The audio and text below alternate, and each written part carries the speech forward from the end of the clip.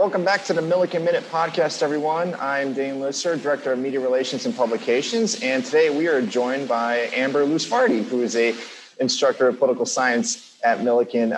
Amber, thanks for joining us on our episode. And before we start getting into questions about the election, obviously, let's get to know you a little bit. When did you get your start at Millikin, and can you talk a little bit about your areas of expertise? Sure. So I started at Millikin. I want to say it's been 8 years now that I've been at Millikin. I've been here a really long time.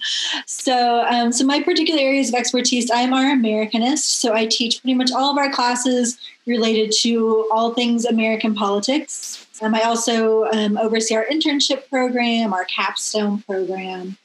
My specific research areas, I study political communication. So I look at the way that the media is a facilitator for the way that we understand politics and the way that we sometimes misunderstand politics. And I also study gender and politics. So I look at the impact of women as political leaders, women as a force in the electorate, and also women's issues. Awesome. So I wanted to ask about Millikin's political science department a little bit. It's a small but strong and really mighty program here at Millikin, in my opinion. Can you talk about some of the really unique hands-on learning opportunities that the department provides? I know Model Illinois Government is a big deal and it's been a successful program, but can you talk a little bit about those things that your program offers? Yeah, absolutely. Small but mighty, I think, is correct for political science. We like to think of ourselves as a really performance learning program. I know performance learning is important to all of us at Millikin University, but we are a department where we really believe that you should pair together theory with practice. So, for example, this semester, I'm teaching campaigns and elections. I teach that every election year for obvious reasons.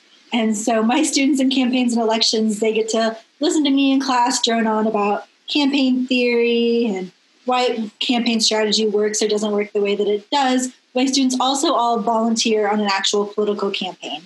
They're actually out there right now, like calling people, phone banking, putting out signs, whatever the work is, it needs to be on a campaign. So they're living the real life experience of what it's like to work on a campaign. We have two really popular classes. One's Model UN, that's taught by Dr. Dane. So she prepares a group of students every single year to get ready to go to Chicago for 4 days and talk to students from all over, not only all over Illinois, but from all over. They each get assigned a particular country and they debate as if they're a part of the UN. As you said, I teach Model Illinois Government, so we usually go to the actual Illinois State House. We debate in the Illinois State House. Probably not this year because of COVID, but every other year we're usually in the Illinois State House. We run for political office. So last year, a Millikin student was actually governor of Model Illinois Government, which is a really big deal. We write legislation. We debate our legislation at Model Illinois Government. So it's a fun learning opportunity, but also it's a great experience for students to know, like, what is it like to run for office? What is it like to write legislation? What is it like to actually debate legislation using real parliamentary procedure? Dr. Dane has a human trafficking lab where students work with her on research on human trafficking, which is her specific area of research. So she's really busy working on that. She also takes students on a study abroad trip to Eastern Europe. All of our students have an opportunity. They don't have to, but they have an opportunity to study abroad in Washington, D.C. for a semester. So if students want to, that's an opportunity. They can go through either Millikin University or the Washington Center, get internship credit, and take classes in Washington, D.C. It's a really great opportunity. And we have a study abroad scholarship in our program. So a lot of our students study abroad. Yeah. Oh, and all of our students do internships. All right, let's get into the fun stuff a little bit. Obviously, we're closing in on November 3rd. We're in the middle of October as we record this podcast today. And there's been a lot going on between both Vice President Joe Biden and President Trump and their campaigns. I want to start with an overarching question. What are your initial thoughts so far on how both campaigns have been going so far? Well, I think in America, our election season is very long. So compared to most other countries in the entire world, we have a very, very long election season in the United States. So I think we're getting to the point of fatigue on all parts, right? We, the American people, I think, are about ready to be like, all right, it's election time. Let's get this over with. The campaigns have gone on for a very long time, but it's a super interesting year, I would say, to study American politics because of the impact of COVID-19, obviously. Neither one of the candidates is really either able to campaign in the way that they would normally do or in the way they would really want to. We know President Trump, for example, really feeds off the excitement of a really big audience. He loves those really big rallies. That's sort of where he tends to perform the best. That's not really possible right now. He still held some rallies, but really scaled down from what we would usually see from his campaign. We know that Vice President Biden really likes what we call in political science retail politics, that sort of one-on-one, handshaking, going to a cafe and sitting down and eating pie with someone at their table, that sort of personal politics. That's not really possible right now either, for obvious reasons, right? People want to stay safe. People are wary of being out. So we're seeing an unusual campaigns, a long campaign season and an unusual campaign season, and that it's not operating the way that we're used to. And then also I wanted to ask you're also you're a part of a lot of the local elections. You have a lot of input with that too going on here in the local central Illinois area. Are there any particular elections locally that we should be really paying attention to once we get towards November 3rd? Yeah, I'm a big advocate for paying attention to state and local elections. I teach a class called State and Local Government with students. I drone on about this a lot. So anyone who's taken that class will be like, I've heard this lecture before. But most of the things that involve our lives on a day-to-day basis have nothing to do with the presidential election at all. People get excited about it because it's all over the news. We know a lot about it. We know a lot about the candidates.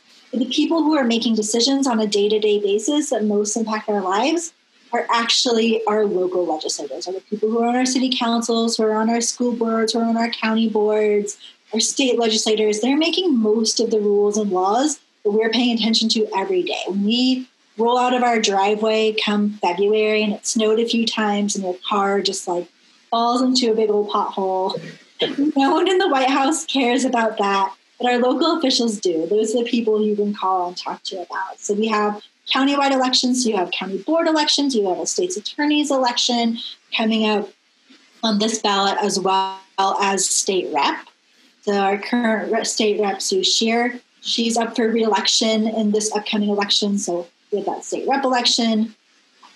Get to know these candidates. It does take more work, right? So it's easy for us to hear a lot about the presidential candidates because they're everywhere. It takes a little bit more work for us to hear about these local candidates. We have to go to our local paper, we have to watch our local news, and pay attention and say, what issues are they talking about? What is it that these local representatives care about? They care about the same types of things that we do. And so it's important for us to actually pay attention and be involved in these elections. Yeah, all interesting points. And speaking of your students, and I want to talk a little about the young voter and what's going on across our country.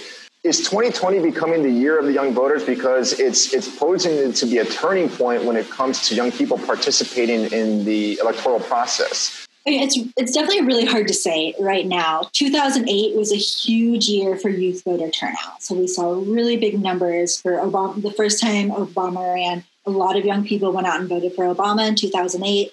Less so in 2012 and 2016, we had pretty low youth turnout. One thing that maybe concerns me about the youth turnout in this particular election is just where young people are registered to vote, because we have students kind of being at college, going home, some universities closing down, students are staying, students are going back. So something I'm talking to my students about is how do we plan for how we're going to vote? Are you going to vote early? Are you going to vote absentee? When are you going to vote? Where are you going to vote? If you're planning to vote back in your hometown, are you sure that's where you're going to be on election day? If you're planning to vote here at Millikin University, are you sure that's where you're going to be on election day? And if you can't be sure, then by all means, use those early voting options. I went and voted this week. It was really quick and easy at our county clerk's office. So I'm trying to tell the students, we live in Illinois, we have a lot of options. I wanted to talk about Joe Biden's running mate, Kamala Harris, for a second. I wanted to get your thoughts on him selecting her as a running mate, because to me, it looks like the voters, it seems like it's pointing to the fact that voters are demanding greater diversity when it comes to elected officials. what were your initial thoughts and reactions to Biden selecting Kamala Harris as his running mate? There were certainly a lot of hints that Senator Harris would be his selection, even though she was pretty tough on him during the debates. If we go back and watch some of those early Democratic debates, she was pretty tough specifically on Biden, but that's typical in politics.